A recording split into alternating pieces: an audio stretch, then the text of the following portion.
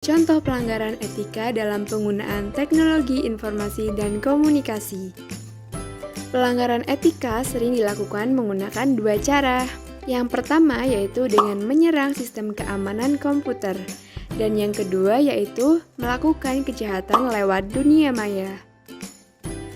Kita bahas yang pertama yaitu menyerang keamanan komputer. Keamanan komputer sendiri berkaitan dengan tiga hal utama. Yang pertama yaitu kerahasiaan. Kerahasiaan ini memastikan bahwa informasi hanya tersedia untuk audiens yang dituju. Yang kedua yaitu integritas. Integritas melindungi informasi agar tidak dimodifikasi oleh pihak yang tidak berwenang. Yang ketiga yaitu ketersediaan. Artinya melindungi agar informasi dapat tersedia pada saat dibutuhkan. Setiap komputer pada dasarnya sudah dilengkapi dengan sistem keamanan. Namun seiring dengan perkembangan dunia menjadi serba digital, kini ancaman keamanan komputer terus meningkat.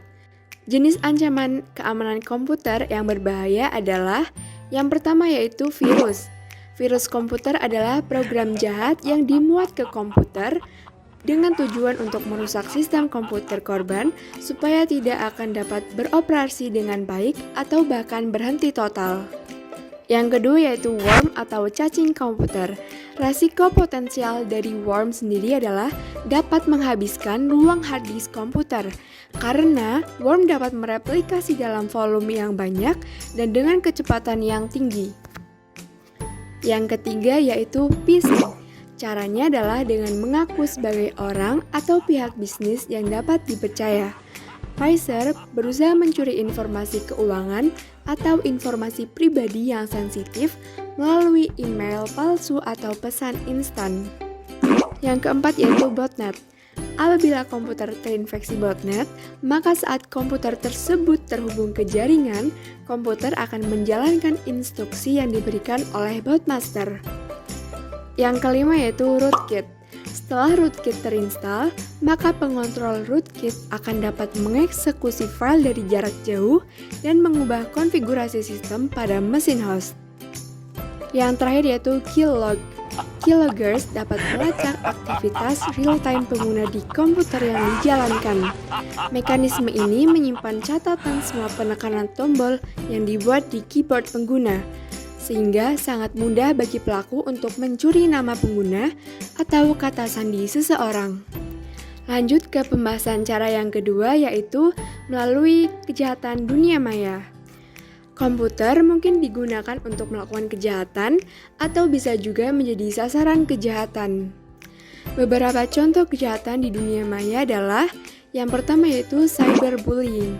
Contohnya seperti menguntit, pelecehan seksual, doxing, dan juga frapping. Yang kedua yaitu cryptojacking. Cryptojacking adalah ketika peretas masuk ke perangkat user asli dan menggunakannya untuk menambang cryptocurrency tanpa sepengetahuan atau persetujuan user asli. Yang ketiga yaitu cyber extortion. Cyber extortion adalah versi digital dari pemerasan. Salah satu bentuk yang paling umum adalah ransomware. Ketika peretas menginfeksi komputer dengan malware yang mengenskripsi semua file, kemudian meminta korban membayar uang tebusan jika ingin membuka filenya kembali.